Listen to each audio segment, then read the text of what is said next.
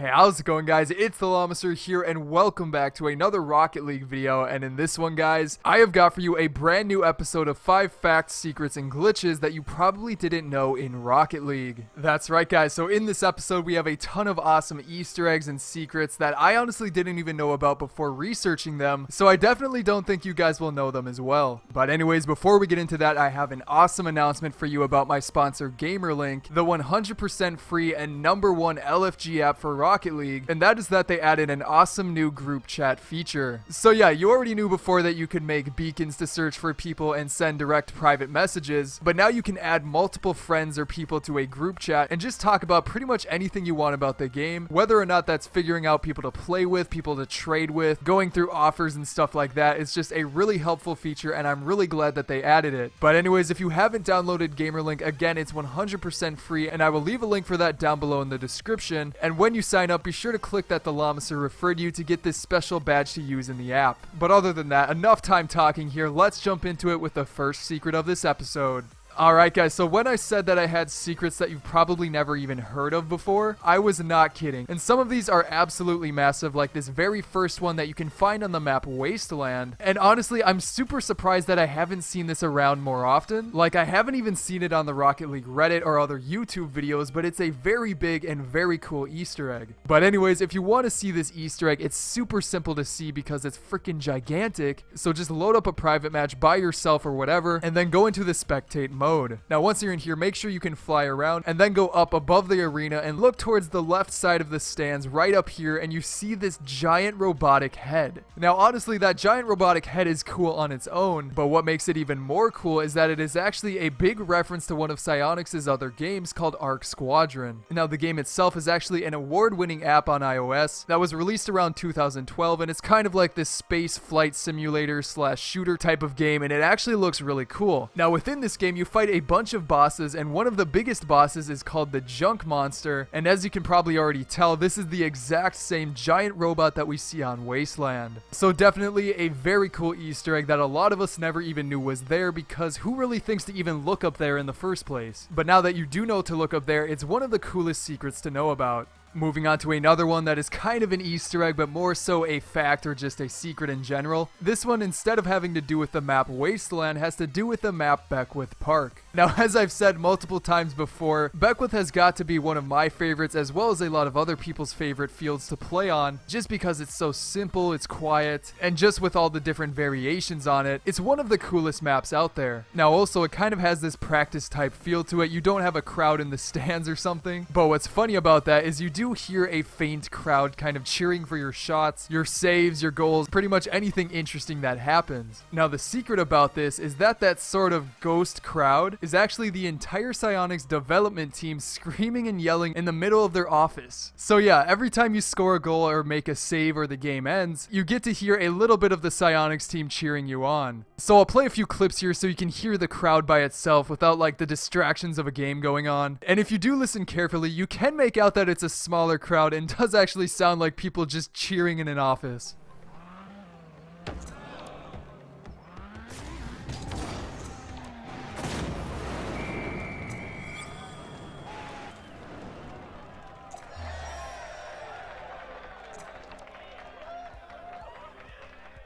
So there you have it, a little bit of the Psyonix team cheering you on whenever you go for those sick freestyles. But anyways, moving on to the third fact or secret of this episode, and this is kind of more of a mistake, not quite a glitch. It'd be a very big stretch to call it a glitch. But either way, it's a very funny thing that has to do with one of the brand new decals that comes with the DLC car, the Ice Charger. So yeah, the Ice Charger is a very sick car, and it's actually one that I'm surprised I don't see used very often now, considering it was only released like a couple of weeks ago. But either way, with this car, it comes with a bunch of awesome custom decals, as with every other DLC car, but one of the decals goes by the name of CCCXL. Now with this decal, it has a very kind of clean cut racing stripes look to it, with even a little bit of a fade, which actually looks pretty sick. But that is not what we want to focus on right now. Instead, take a look at the number right here that simply says 440, and I'm not quite sure what this number is referring to at the moment. It's got to be a reference to something in Fast and Furious, so if you know that, be sure to comment it down below. below. But with this number, the funny thing about it is that when you take a look at the name CCCXL and then put that into Google under Roman numerals, it comes up instead at 340. So, yeah, Psyonix made a little bit of a mistake there with their,